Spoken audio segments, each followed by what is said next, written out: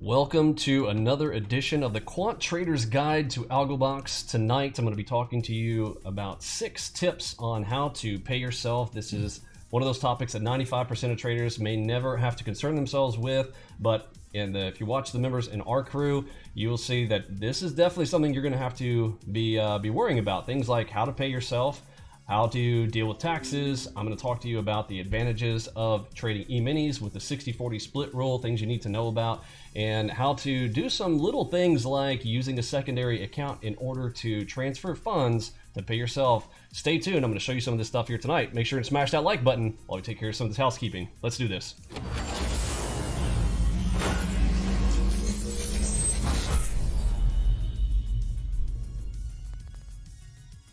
Alrighty then, let's come on down here to our training window. Again, if you've not done so already, smash that like button. Follow us over here on YouTube particularly, and of course on our social media. Those links are down below. The Discord chat room that you're going to see here tonight is important to be involved with. That is down in the links in the description below or on our website. So get involved there. And if you haven't done so already, install that 2-week free trial. Otherwise, you're going to be a little bit lost on some of the strategies that we use. Again, if you want to watch any of those strategy videos, you can watch those for free, learn those, how to use those, and install it on your computer and try them out for yourself. So you'll see, cut right to the chase. That is a fairly common thing. I'm going to show you guys this first tip is, number 1, get a sub, get a sub account with your broker. All right, so what does that mean? So when you have your main account, this is, there are fees involved with this. You are going to be paying for a data feed and things like that. And this one usually doesn't have any costs associated. But if you add a secondary sub account, just phone up your broker. Again, this is different between each broker. I don't want to get into specific details on each broker. I'll give you guys some round ballparks on how much each one of these things costs. But the reason that you want this this secondary account is what I use to pay myself with, as well as some other benefits that I'm going to talk about. Okay, so to have that sub account, what you're going to do, so let's say that you have, let's use an arbitrary number here, but I think this is a good place to start. To have yourself every business has working capital, right? And let's say that your working capital with your trading business is a $10,000 account, because if you've been through our program, you started with the 2,500, you went through the 5K challenge, you made it up to the 8K, and now you've grown yourself to where you're at $10,000, right? Now at $10,000, this is a spot where you really have some ability to trade well. You can trade some size. This allows you with our system to trade up to 20 contracts on the majority of the instruments that we trade. Pardon me for my throat tonight, been a little under the weather and allergies here. And so with that $10,000, we want to maintain this, and this is what I suggest that you keep in your working capital account. Okay, think about this as your working capital account right here. All right, so now let's say that on the day 21 of your trading, you see over in your account you've got $12,000 in your account. All right, so let's move this up to, so you're at 12,500, and it's very tempting to just keep growing that account. Okay, and now remember, we are focusing on business transaction. What do businesses do? Do they just keep a lot of money just sitting in their accounts? No, this is working capital, and we want to take those funds, cipher them off, so that we start to pay ourselves over time. This does many things. I'll talk about the benefits of this here in just a moment. Let's go through the action items first, though. All right, so what we're going to do when we have reached really any level, anything over $10,000, and you can do this. I actually recommend to do this daily. Okay, this is something that, some people are like, oh, I don't like doing that daily. Listen, I'm going to tell you right now, this is almost a requirement. Okay, and I'll tell you about why. Okay, put a big star by this. I want you to transfer your funds daily. Okay, you have a day where you hit $2,500 in a day, so you're up plus 2,500. Okay, that $2,500 needs to get put right here the same day that you make it. Okay, now remember, so what's up here in this account? This is going to be our 10,000. working capital. We should do this in a different color. Let's do this in that. Red's no good either, is it? How about P for pink? All right, so this is our price stuff. P for pink, price. Here we go. So this is our $10,000 working capital.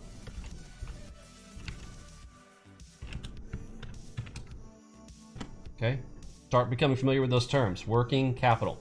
So this is what you're gonna be working with. Now, when you get to that 2,500, you set it right there, you guys get the drill. The next day, you know, you make 500, doesn't matter. Put that money right here. Oops. Let's go to green, okay, T. All right, that one. Right, each day. At the end of every day, I want you to just go into your account and swap this over. And now remember, any broker is going to have this. You know, this will be an instant transfer. That's why you also want to do this, because look, you're going to say, well, I'll just ACH it to my bank account. I know all the excuses. You're going to, oh, I'll ACH it. That takes multiple days. You don't want to do wire transfers. That's going to cost you at least $25 here in the United States. So just trust me, just do the intraday transfer in intra account. Okay, into your sub account, just put that money over there into the other account every day. Okay, you guys got that so far? So every day you're putting that over there. Now, how often do you pay yourself? Okay, this is up to you. But I'll tell you some caveats to this.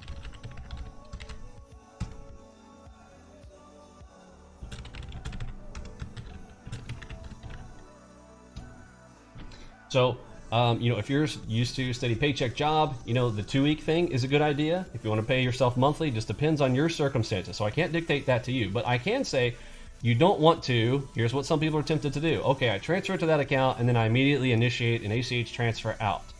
You also don't want to do this. You don't want to transfer out too quickly, okay? Because what can happen is, let's say that you're, you know, this is not always wins. If you lose some in your working capital account, okay, what I want you to do is be able to transfer those funds directly back.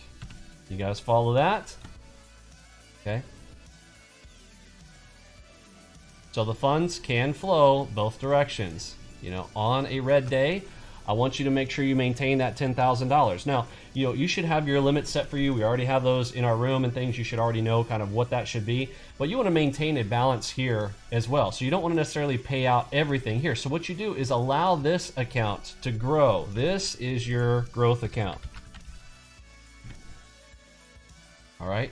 And you want to keep another set of working capital in there, because again, if you, you know, this is like lost capital. If you're running a normal business, this is things like you're going to spend on advertising or employer stuff or insurance, etc. There needs to be a secondary set of cash ready for that working capital as well. Okay, and those funds can go back and forth. You guys follow that? Now, out of that, so let's say that you pick an arbitrary number, right? Maybe even $5,000. You maybe want to grow this to $5,000, because hopefully you're not going to ever lose $5K in a day with our program. Losing 50% of that account, that's not something that we are going to be doing. But just in case, worst case scenario, something catastrophic occurs, you want to leave $5,000 in that account. So everything over that $5,000, that is what you're going to pay yourself with. Oops. Use the control key. So here's what we're going to do here. Yeah, it's fine.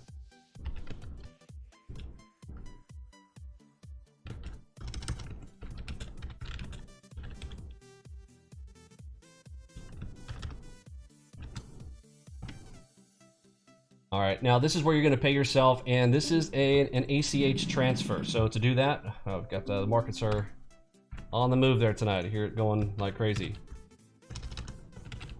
ACH transfer. Now, ACHs can take, you know, 1 day. Sometimes they can take 3 days. If there's holidays, it can take 4 days. This is based on, you know, intra-bank transactional stuff. But you want to ACH yourself from that second account. Okay. So benefits to these things like, you know, so let's say I've heard of people growing huge accounts, and then all of a sudden it is tempting to hold on to positions. You do all that kind of stuff. Again, this is not kind of really in our repertoire or in our program. You know, you guys have seen our profit factors. We're going to show some results here at the end of the broadcast here to show you, you know, not just my P&L like what most Furu Guru scammers out there are showing you, but I'm going to show results from our members as well as my own accounts, what we're doing with the AlgoBox system. But when you need to think about paying yourself out, what you don't want to do is run a situation where you are tempted to, you know, risk money up here. Okay, we want to constantly sit there and don't be tempted, right? It removes temptation from you. This allows you to, you know, have some consistency with what you're doing. It's also exciting to transfer those funds over into the other account and see that other account grow, and then pay yourself at your leisure over and above what you think is not going to be lost capital. Okay, you guys got all that. Other benefits to that, number one, so that you're not tempted, you don't lose, you know, a big account for some reason. Oh, so let's talk about this. Every broker has this. There's some things that people don't know about who have not run into the situation. You know, by default, again, this can change. You can set these on your own if you want. Wow, I can't type tonight. Okay, by default, every broker that, at least the ones that we work with, I've never met one that's never done that, that's ever not done this, and I've been in quite a few brokers over my 15-year career, but they have an 80% rule.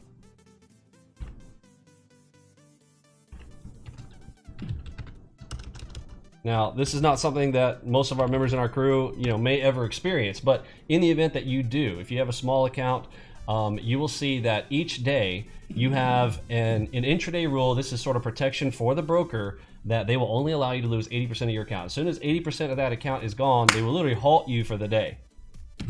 Okay.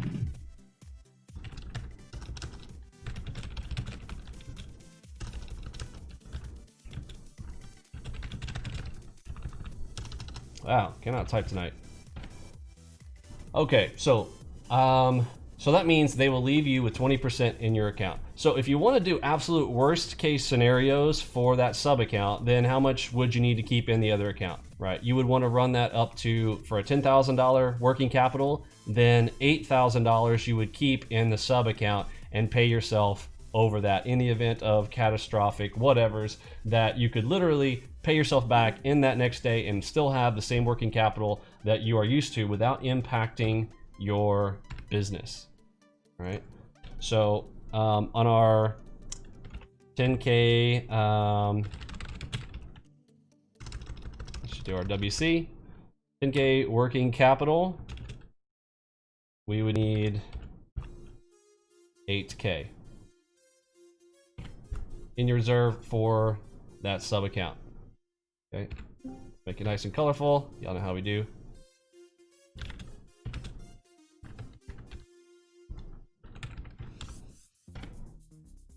All right, you guys following that? So you're paying yourself out from that. Now, you also need to start tracking, though, how much you are paying yourself. Now, remember, like, that is permanent payment. Nobody can take that from you. That's the other advantage of doing it like this.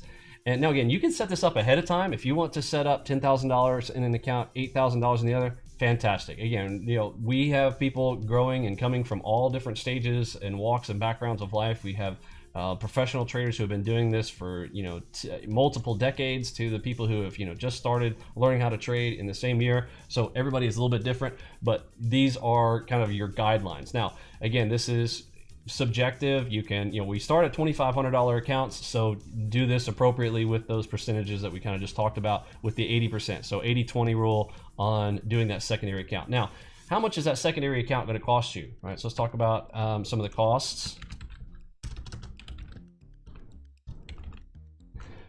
So a secondary account is, generally speaking, going to have about a $10 a month fee in general,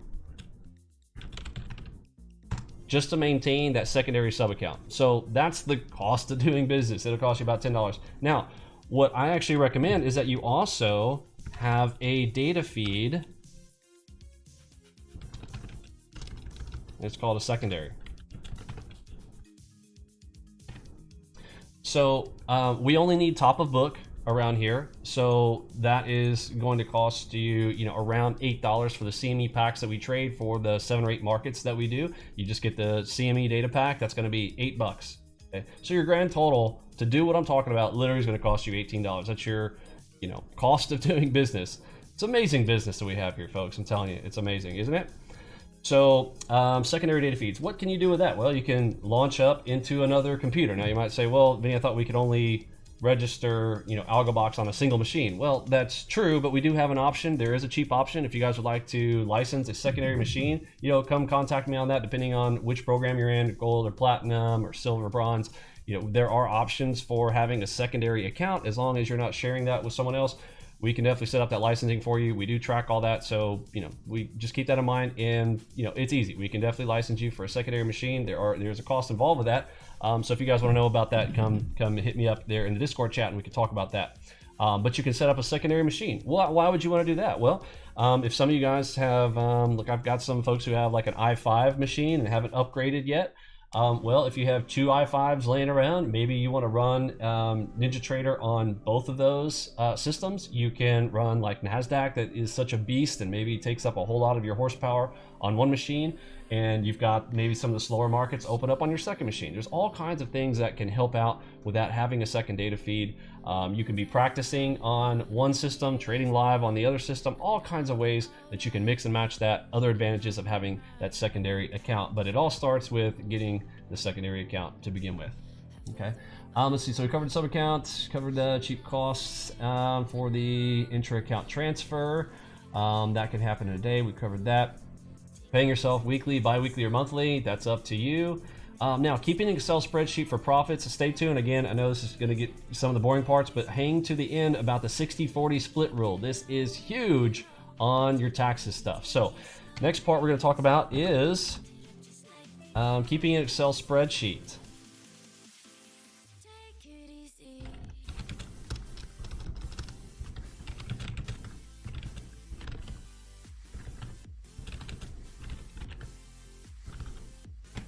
Okay, so when you are, this only applies to when you are paying yourself, all right?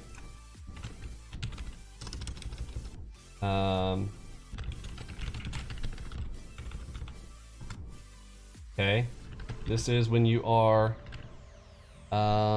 transfer, let's see, yeah, we're transferring to your personal account. Okay, now again, I know your trading account is technically a personal account, but I'm talking about like when you are putting this into your personal bank account. Now, you can do this several ways. You know, like myself, I run this under an LLC for most of my trading accounts, so I'm putting this into my business account. It makes it easier for me to follow those transactions, very easy. So when it comes down to my quarterly taxes stuff, that's quite easy for me to go in there and I can literally do a report inside of my business account. So maybe it's helpful in your bank to go ahead and create yourself a secondary account, even if it's not a business account, but an account that all of your profits that are coming out of your trading business are going into, so that you can track that easier.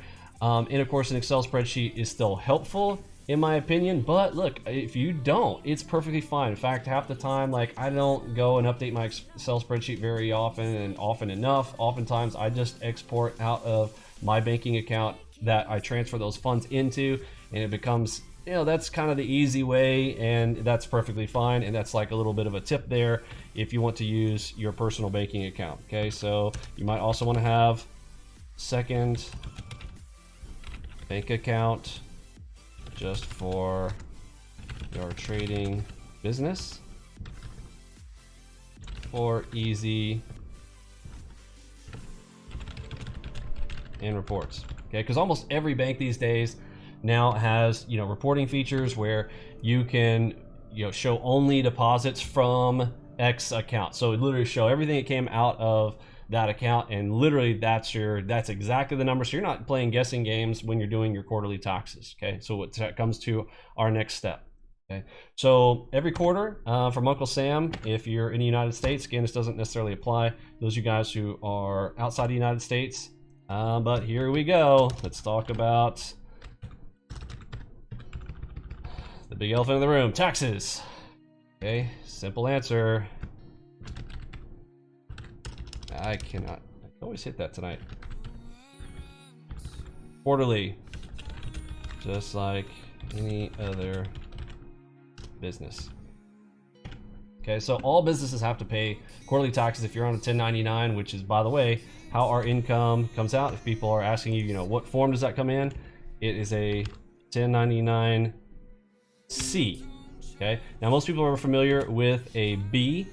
That's for if you are a freelancer, that you'll often get a 1099-B. You're going to get a 1099-C at the end of the year from the brokers here if you're trading with our systems. Okay, so you're going to be a 1099-C if somebody is asking you about those.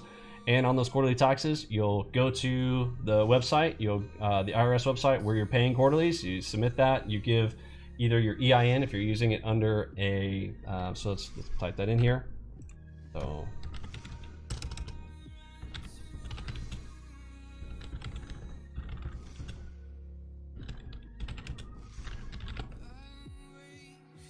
Okay, so it's your EIN for your business or your SSN for your personal that you are going to be registering and paying your quarterly taxes. This is on the IRS website.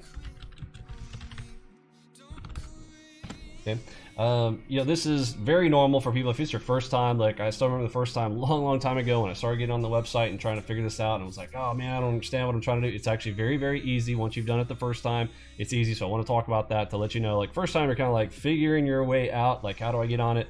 But they literally are like, how much you're going to be paying right now, and this is your quarter. They give you, the dates for when you're putting this in, and you do need to do it quarterly. If you don't, so those 1099-Cs do say when you are receiving income. It's a little bit different with 1099-C because they technically do not show this on that quarterly basis, but just to be safe so that you're not going to be paying the penalty fee. I don't know what that penalty fee is, but I know from what I've heard that there is a significant tax penalty if you're not paying that quarterly. So don't ignore that. You're just going to be throwing away cash, and they're going to find it. All right, so make sure that you're not trying to skirt tax liabilities and tax laws.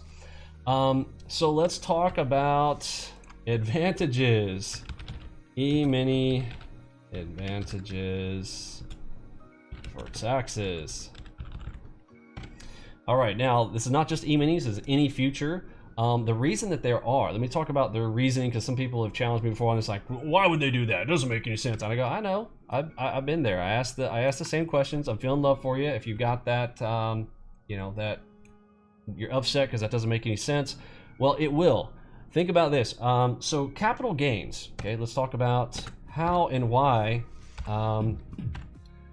What is capital gains?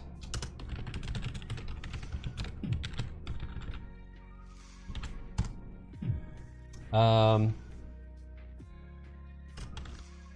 rules. So the definition of a capital gain, how do you pay capital gains tax instead of income tax? So capital gains taxes versus normal, let's just call them income, let's just do income taxes. So the short answer is you want to pay capital gains, okay? Because this is either 15 or 20% as of today. If you guys watch this in the future, who knows what Uncle Sam's going to do in the future. But if you're a successful six-figure income trader, you're going to be paying anywhere from 28% on a minimum, upwards of almost 40% of your income at some level. Although I think the max cap is somewhere around like 35. But if you're business-wise, it could be upwards of 38. Don't quote me on that. Not a CPA. I'm not trying to give tax advice. I'm giving you estimates on my own experience around this. Okay, so capital gains. Which one would you rather pay? Obviously, we want this. Okay, so here is our goal. Trading futures, period. Just because you are trading futures, all right? Some people are like, oh, I like trading stocks. Oh, well, that's fine. If you like paying more money, like you and I can make the same amount of money, okay? But literally at the end of the year, Uncle Sam, if we just make $100,000, two people both make $100,000, one person in E-minis, one person in stocks. The person who traded E-minis is literally getting a car back from Uncle Sam at the end of the year in the amount of money that they are saving from taxes just because they traded futures. Okay, now why is that?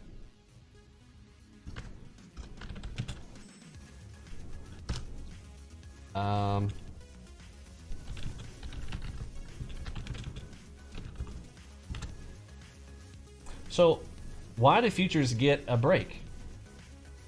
Very, very simple. Contract rollover, my friends.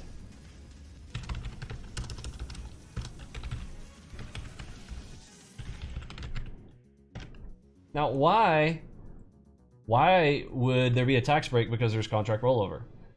Well, because the definition, let's talk about definitions of what is capital gains. A capital gain is, by definition, of course, don't sue me for this, I'm just doing it off the top of my head from this, so Google this.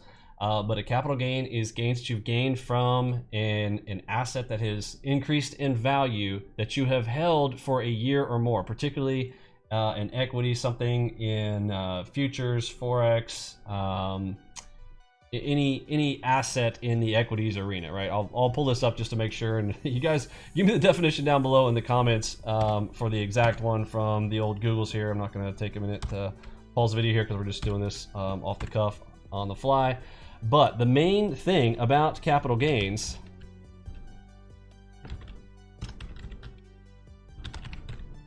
the main thing that matters in its definition is holding the asset for greater than 1 year.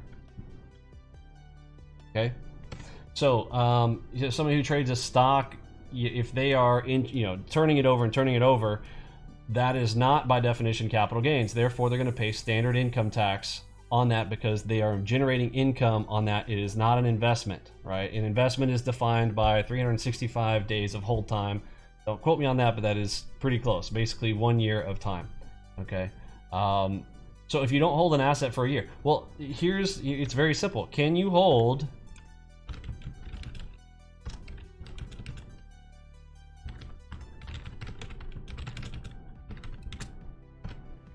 you can answer this question, then you will have your answer as to why there is a big fat discount on trading futures. You cannot, the answer, it's a trick question. You cannot hold a futures contract for a year because of contract rollover. You can only hold it for a quarter at the max. Let me see, is there anything you can hold longer than that? No, everything is a quarter. Nothing is held longer than that. Everything rolls over at least every quarter. Crude oil rolls over every month, right? Some things are monthly, some things are quarterly, some things every 2 months, like gold, silver, etc. Okay, but you can't. You literally cannot hold a future. So the loophole is this.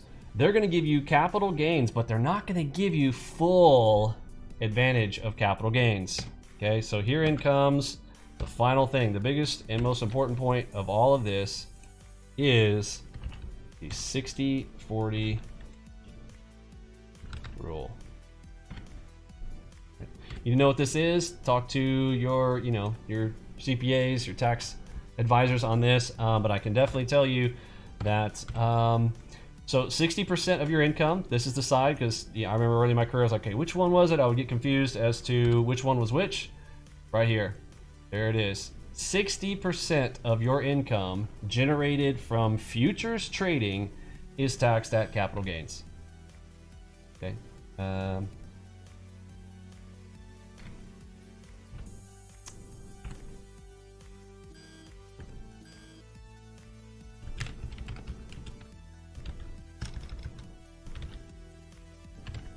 That is the most important point. Okay, so 60% of your income. Okay, now the rest, the 40% of it is taxed at standard income rate, right? So therein is there's the difference.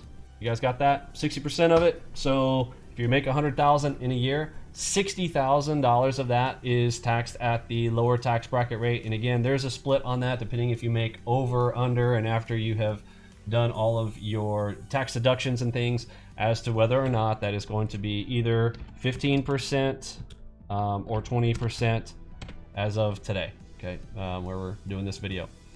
All right, so that's a huge benefit, and that is that's important to know as you are carrying along with your taxes on your trading business. Okay, those are the main points I want to cover here tonight. So as far as well, what kind of numbers are we putting up? I'm going to go over here into our results section and just let's show case what we can do, the other trade rooms, is not just showing you guys like, oh well, you know, he's just another guy talking about taxes, but you know how are they really profitable? Well, let's just run through a few of these. These are actually from our members, not just for myself. Here's one of our members. Pip is 6,500 today. Profit factor 2.36, 54% profitable, $6,500 today. Again, that means that his winners were 2.36 times the size of his losers. Profit factor is that important point. Here's Rick, $1,900 today. He's got a profit factor of 3.05, 85% profitable. That means his winners were 3 times the size of his losers at 80% as well. Holy shnikes. Here's Matt. Let's take a peek here. $1,100 today. Whoa, 100%. 5 trades, 100% profitable. Well done, Matt. $1,150 today. No need to worry about profit factor because that basically means you're at 100%. There is no ratio on a day like that. This is Ken. He didn't post his stats, but that's his live account there. 1370.50. Appreciate him posting his results there. $5,400 for JC. Profit factor. Oh my word, does that say 12? 12.42. His winners were 12.42 times the size of his losers. 86% profitable. Amazing work for $5,400. Amazing work. And again, folks, these are folks with small accounts. These are not people trading massive accounts. You don't need to. Now, here's a micros account from Michael. That is 200. It's a little bit blurry. Let me see if I got one that's not blurry. Oh, here we go. $208. So this is on micros. That means that is $2,000 equivalent on the minis, but in micros, $208. Not bad. 73% profitable. Look at this profit factor. 3.83, almost 4 times the size of his losers for the winners. Excellent work. Whose is this one? Oh, Stinger. Sting, $1,000 today. 5 trades, 100% profitable. He hit 100% today. Excellent work. Leanne, first try on NT8. Again, we are converting over, getting all of our folks over to IntraDay 8. $760. 3 profit factor and percent profitable, 75%. Amazing work. The stats are here, folks. You can go and check out all of these in our room. We're trading live in our room every day. Come check it out. It is free. So I don't know why anybody would really not just come and at least see. If you want to join the audio floor and listen into the consistency of what's going on inside of our trade floor, come and hang out and listen in.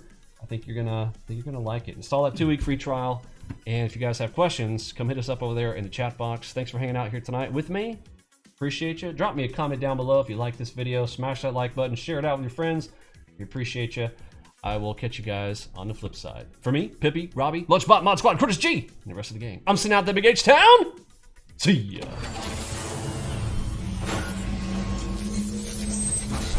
Oh, and don't forget to check out our other videos down below. Lessons 1 through 6, extremely important, along with the strategies that we do. Should be right here, showing up on the screens. Pick one of these. I'll see you on the flip side.